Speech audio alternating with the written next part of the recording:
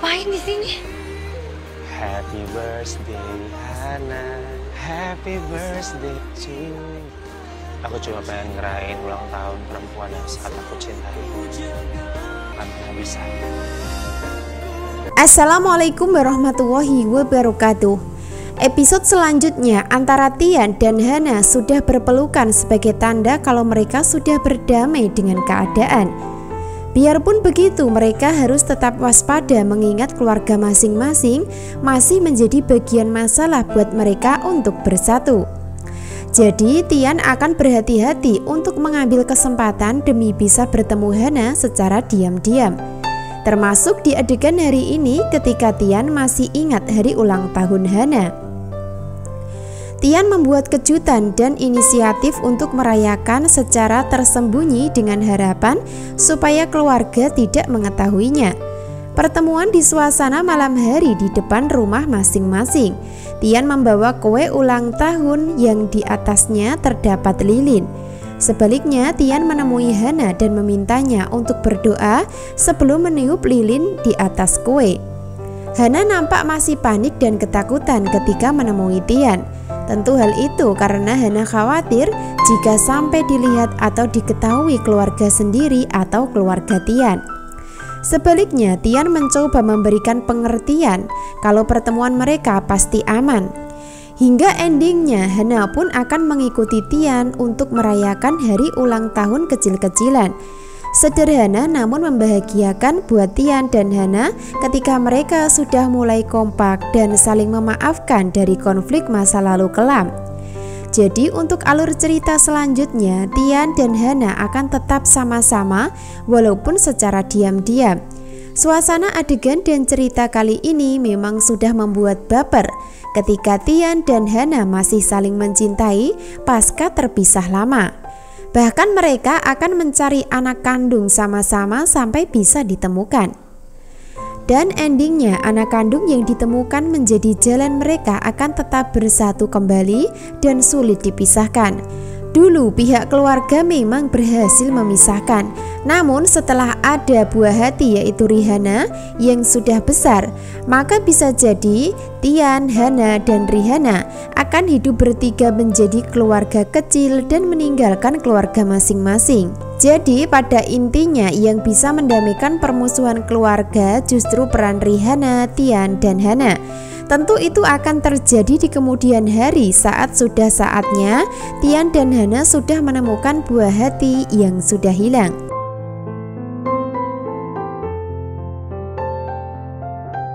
Adegan lain, Misa mencoba menyelidiki sendiri untuk bisa memastikan kalau sebenarnya Bima adalah Vano. Hidup Misa tidak bisa bahagia atau tenang di rumah Tian sebelum bisa memastikan kebenaran. Hingga endingnya Misa pun nekat pura-pura menumpahkan air panas atau air hangat di badan Bima yang dianggap Vano. Awalnya rencana Misa berhasil hingga Vano kelihatan kepanasan dan refleks membuka baju. Sebaliknya Bima dibantu salah satu pembantu di rumah untuk membersihkan badannya. Misa nampak masih penasaran hingga mencoba mengawasi dengan cermat punggung Bima. Bahkan Misa sempat bergumam dalam hati dengan mengatakan kali ini akan terbukti kamu adalah Vano. Hingga pada akhirnya Misa gagal membuktikan karena tidak ada tanda lahir di punggung Bima.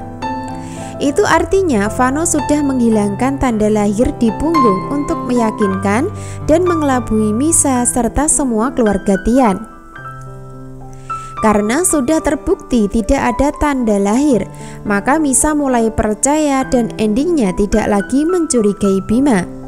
Itu artinya Misa merasa aman dan tenang ketika dirinya menganggap kalau Bima bukan Vano. Tanpa Misa sadari sebelumnya kalau orang tersebut adalah Vano yang siap membuat hidupnya menderita di kemudian hari. Adegan lain, Alvin sudah berhasil mengancam Edo di ruangan untuk ditanya masalah anak yang diadopsi dari panti asuhan, sehingga Edo akan memberikan informasi yang dibutuhkan Alvin dengan mengatakan kalau anak tersebut sudah meninggal. Karena tidak percaya, maka Alvin akan meminta Edo untuk membuktikan dengan cara datang langsung ke makam demi kepastian. Dan ternyata benar, Alvin akan melihat makam seorang anak yang diadopsi oleh Edo. Nah, dari situlah awal Alvin mulai percaya kalau anak Hana benar sudah meninggal dunia. Selanjutnya, Alvin akan memberikan informasi dan laporan kepada mamanya di rumah. Nah, dari informasi tersebutlah antara Alvin dan Ira tetap menganggap anak Hana sudah meninggal. Namun mereka tidak mau jujur sebagai pelaku yang tega membuang anak kandung Hana. Sebaliknya, Hana masih tetap yakin anak kandungnya masih bertahan hidup. Namun Hana tidak mau kompromi kepada keluarga untuk bisa menemukannya. Sebab Hana akan mendapatkan bantuan secara langsung dari Tian untuk menemukannya.